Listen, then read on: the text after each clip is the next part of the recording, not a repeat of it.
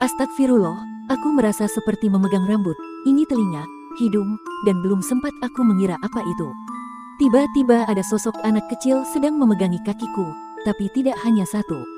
Kemudian terdengar lagi suara tawa seseorang dari arah belakangku.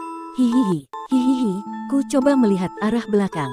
Tepat di belakangku, ada seorang perempuan berbaju putih. Ia berdiri menatapku sambil tertawa seram. Sore itu menjelang maghrib, aku dan temanku selesai bermain futsal. Tanpa berlama-lama aku langsung pamit pulang. Tidak tahu kenapa yang ada di pikiranku sore itu segera sampai di kosanku. Aku pergi menuju kamar mandi.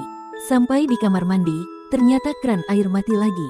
Terpaksa aku harus mandi di lantai 2 yang letaknya paling pojok. Aku melihat jam, baru jam 7:30 malam. Tapi aku merasa malam itu seperti sudah larut. Aku berjalan ke kamar mandi di lantai 2. Baru saja aku membuka keran dan akan mandi, lampu kamar mandinya mendadak mati. Aku membatalkan niatku untuk mandi. Saat aku mencari bajuku dalam kegelapan, aku mendengar ada suara berlari-lari kecil. Suara itu berasal dari luar. Aku sempat bingung, memang di sini ada anak kecil, pikirku. Semakin lama, semakin jelas terdengar juga ada suara langkah kaki yang menyusul. Semua suara-suara itu akhirnya berhenti tepat di depan kamar mandi ini. Mendadak bulu kudukku berdiri. Tanpa pikir panjang, aku berusaha memakai bajuku dalam kegelapan. Tiba-tiba suasana yang tadi hening, sekarang menjadi ramai oleh suara anak kecil yang bermain. Jujur aku takut banget. Aku dengan cepat langsung membuka pintu, dan tidak ada siapa-siapa. Aku langsung keluar dari kamar mandi, menyusuri lorong yang gelap sambil berpegangan ke tembok. Karena gelap, aku tidak berani untuk berlari. Baru saja aku berhenti berpikir, tiba-tiba aku merasakan ada yang menabrak kakiku. Aku tidak bisa melihat apapun, tapi yang jelas, kaki kiriku sekarang terasa berat. Rasanya seperti ada yang memegang kakiku. Aku mencoba meraba kaki kiriku. Astagfirullah, aku tidak percaya apa yang kusentuh. Aku merasa seperti memegang rambut. Aku terus menelusuri yang memegangi kakiku itu. Dan ini telinga, hidung, dan belum sempat aku mengira-ngira, tiba-tiba ada sosok anak kecil sedang memegangi kakiku, tapi tidak hanya satu. Kemudian terdengar lagi suara tawa seseorang dari arah belakangku. Hihihi, hihihi, ku coba melihat ke arah belakang. Tepat di belakangku, ada seorang perempuan berbaju putih. Ia berdiri menatapku sambil tertawa seram. Aku berlari secepatnya menuruni tangga. Baru beberapa langkah aku berlari, aku terjatuh. Kakiku keseleo, dan kurasakan daguku menghantam lantai. Saat aku terjatuh, saat itu juga lampu menyala. Aku tidak berani lagi melihat ke belakang. Aku mulai berjalan ke arah pintu kamarku sambil menahan rasa sakit. Malam itu aku menahan sakit semalaman. Aku juga tidak berani keluar kamar, karena kejadian yang baru saja aku alami. Keesokan harinya aku pergi ke tukang urut, diantar oleh teman kosku. Beberapa malam setelah itu, tidak pernah ada gangguan lagi. Hingga sampailah pada hari itu, aku ingin buang air kecil, dan aku pergi ke kamar mandi. Saat aku baru sampai di depan kamar mandi, langkahku tertahan. Suara itu terdengar lagi, kali ini terdengar dari dalam kamar mandi di depanku. Aku mendekati pintu depan kamar mandi. Perasaanku semakin tidak enak, jantungku berdetak kencang. Suara air yang sedang dipakai jelas terdengar.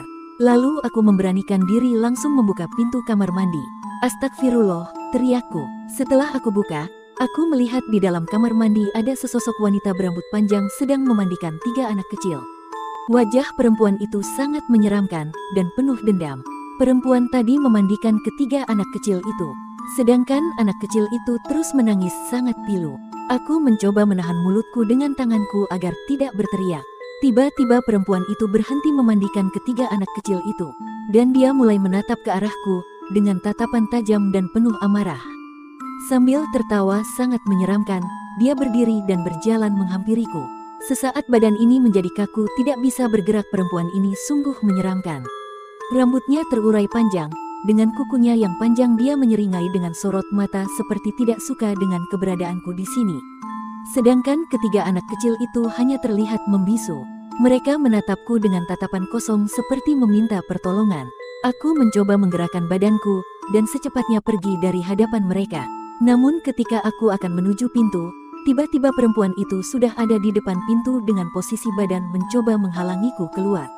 Dan di belakangku, anak kecil itu mulai berjalan keluar kamar mandi memegang kakiku sambil menangis seperti meminta tolong. Aku berusaha menggerakkan badanku. Aku mengambil sebuah barang di atas mejaku dan aku mulai melemparnya ke arah kamar mandi. Aku pun bisa menggerakkan badanku. Tak lama kemudian, temanku dan warga dekat kosan menghampiri kamarku. Mereka datang mendengar suara pecahan kaca tadi. Aku mulai menceritakan kejadian yang aku alami tadi. Sesepuh di daerah kosanku mengatakan, kalau dulu sebelum tempat ini menjadi kos, ada sebuah rumah yang dihuni oleh orang pindahan dari Jakarta. Konon, si suami ini tinggal bersama istri barunya bersama ketiga orang anak hasil dari pernikahan sebelumnya. Sebagai ibu tiri, rupanya sang istri memang sangat galak dan kasar dalam mendidik ketiga anak ini. Akhirnya ketiga anak kecil tersebut meninggal di kamar mandi karena tidak kuat. Dan juga, perempuan ini gantung diri di dalam kamar mandi. Semenjak kejadian itu, aku langsung pindah kos dan mencari tempat kosan yang baru.